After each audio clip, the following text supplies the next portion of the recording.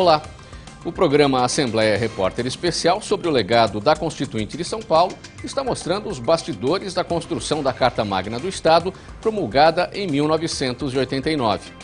A Constituição Paulista, elaborada por 84 deputados em menos de 12 meses, seguiu os mesmos moldes da Federal de 1988. Alguns desses parlamentares constituintes têm nos revelado detalhes pouco conhecidos de cada capítulo da nova Carta. O ex-deputado Luiz Lauro, nosso convidado de hoje, é um dos protagonistas dessa história. Filiado ao PFL na época da elaboração da nova Constituição, ele relembra sua carreira como radialista e conta sobre os programas que promoviam trabalhos sociais. Luiz Lauro considera a Constituinte Paulista um momento histórico. Lamenta que a Assembleia hoje já não atraia a mesma participação popular registrada naquele período, ainda sob o fantasma da ditadura militar. Ele conversou com o repórter Jorge Machado no plenário Juscelino Kubitschek, onde a Constituição foi votada.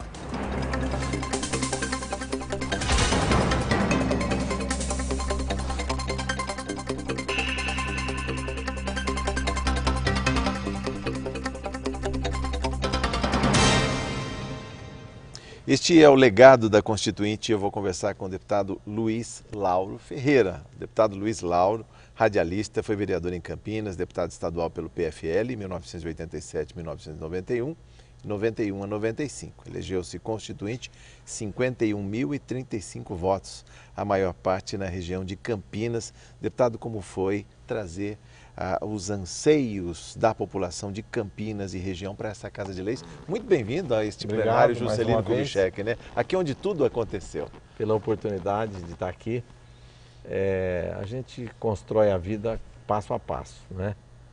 Eu tenho um pouco uma história. Meu pai, nós somos em 20 irmãos e meu pai, lavrador, disputou a eleição em Monte Belo, em 60, e ele perdeu a eleição por um voto. Um voto? Um voto. E já velho, digo, não no sentido pejorativo, mas 76 anos, pode-se dizer, carinhosamente já estava velho. E meu pai começou a adoecer numa seca muito grande. Ele pegou o que tinha de mantimento, um caminhãozinho alugado, e nós viemos para Campinas, com a cabeça cheia de sonho, com o peito cheio de esperança. E ele jamais imaginou que ele estaria abrindo um caminho para que nós pudéssemos vir para a política.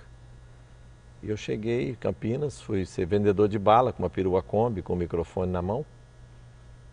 E no ano de 72 eu coordenei uma primeira campanha de um prefeito, e ele foi eleito. Aí eu fui trabalhar no serviço de som, aquele serviço de mega, aquelas cornetas grandes. E naquela corneta eu apanhei gosto pela coisa. Dali para o rádio foi um pulinho, como Aí fui para o rádio, né? E no rádio eu inaugurei um programa de auditório lá, de rádio, inspirado no Chacrinha, que ele tinha aquele programa de auditório de rádio. Sim. Depois fui para a televisão e fui candidato a vereador, fui o mais votado da história. Até hoje não teve ninguém que bateu esse recorde, proporcionalmente falando. Sim. Eu tive para vereador quase 5% dos votos, mais votos do que alguns candidatos a prefeitos que concorriam. Em 86 eu fui candidato a deputado e me elegi. E fomos constituinte, né? Sim. Em 89. E, através do rádio, eu construí um trabalho de serviço social. Minha esposa é assistente social, a Yara, minha esposa, e nós fomos construindo um lastro para a coletividade, e a população respondeu de uma maneira gratificante, reconhecendo o trabalho que a gente havia realizado.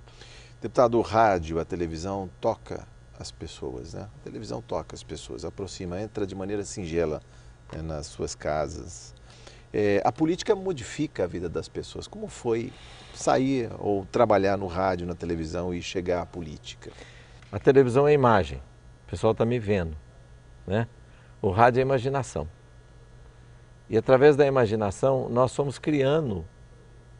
Eu sempre fui um apaixonado pelo rádio.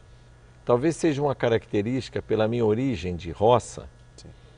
A gente cresce apaixonado pela lua, pelo sol, pela natureza. Apaixonado.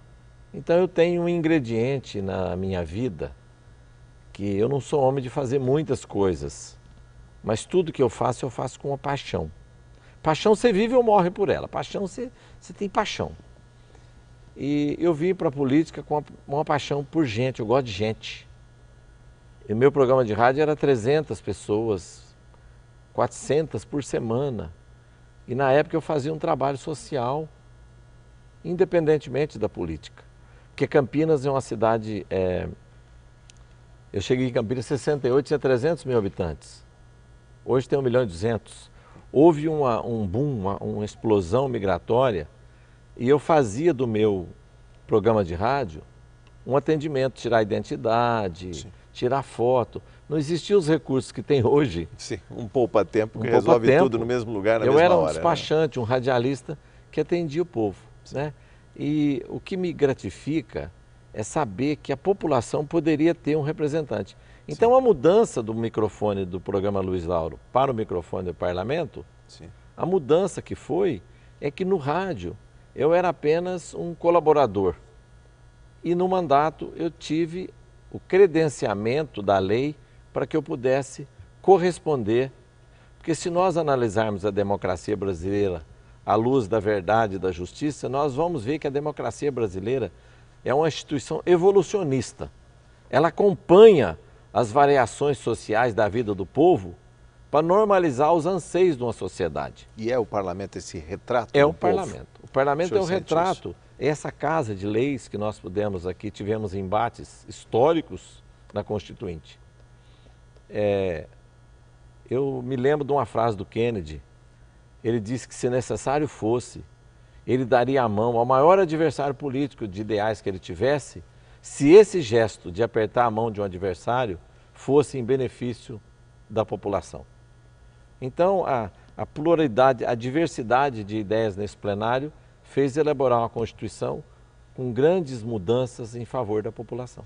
Deputado, como eram os embates? Por falar nisso, a gente veio de uma época de ditadura civil-militar, ou seja, havia muita opressão, muito medo e um anseio muito grande de liberdade. Isso também se traduzia aqui nos debates, nos embates? Os embates que nós vivemos momentos históricos.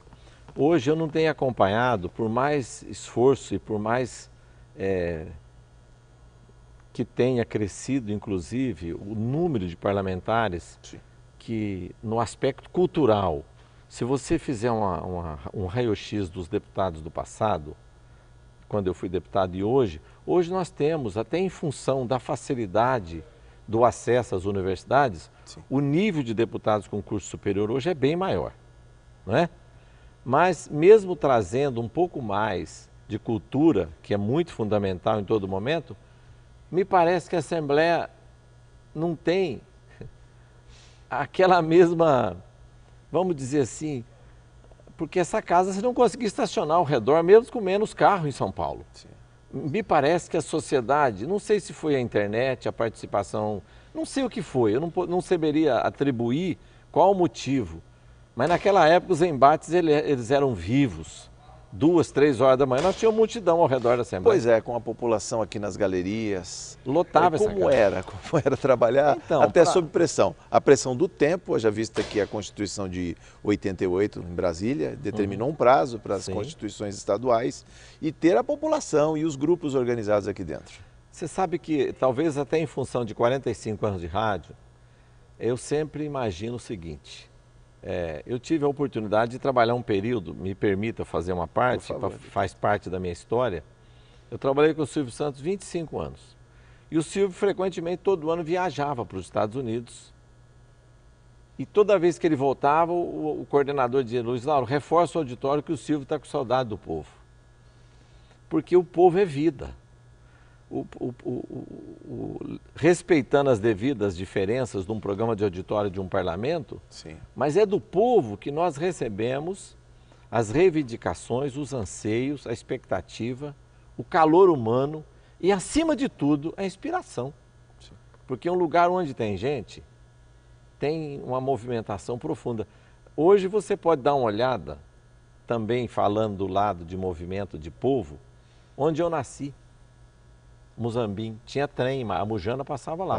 Eu tive lá agora navegando nas ondas do pensamento para pisar nas estradas de terra onde eu caminhei, nas primeiras letras de escola, eu me entristeci de ver uma estação hoje, é um curral de vaca.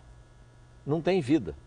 Então eu creio que para ter vida alguma coisa, precisamos ter gente. Aliás, não faltou isso, só pegando de memória, se houvesse na época da Constituinte um apelo maior por outros modais que não o rodoviário, o rodoviarismo que dominou o país, nossas estradas de ferro abandonadas pelo interior. E, aliás, lembrando de cidades que nasceram junto aos trilhos, deputado. Hoje tem vários ramais desativados e, por outro lado, estradas já congestionadas que não chegam a São Paulo já horas para chegar aqui. O senhor que sai de Campinas sabe disso, o sistema Anhanguera Bandeirantes. Essa colocação oportuna, eu sempre falo que eu sou mineiro. Mineiro gosta de trem, tudo é um trem, né? Então eu sinto um trem apitando dentro de mim, porque eu fui criado ao redor, a fazenda que eu nasci chamava Fazenda Ferradura. O trem dava a volta ao redor da fazenda. E houve um processo na época em que se cresciam, porque muitas vezes as pessoas pensam que a onça não pode morrer de fome, mas não pode matar o cordeiro. Muitas pessoas pensam que uma pessoa está com dor de cabeça, para sarar a dor de cabeça tem que cortar a cabeça. Eles quiseram no passado resolver um problema de transporte, fortalecendo a empresa automobilística, o que é válido.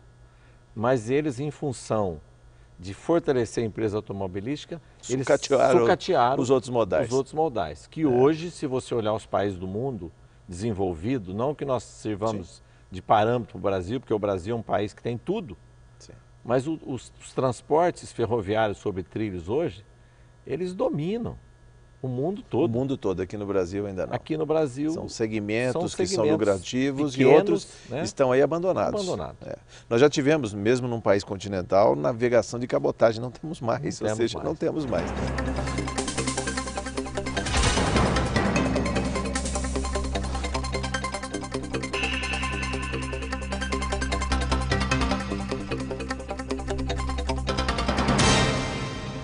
A falta de recursos para a saúde, o aumento de verbas para a pesquisa e as discussões que vararam madrugadas até chegar ao consenso necessário para a aprovação do texto da nova Constituição Estadual estão entre os assuntos do ex-deputado Luiz Lauro no próximo bloco.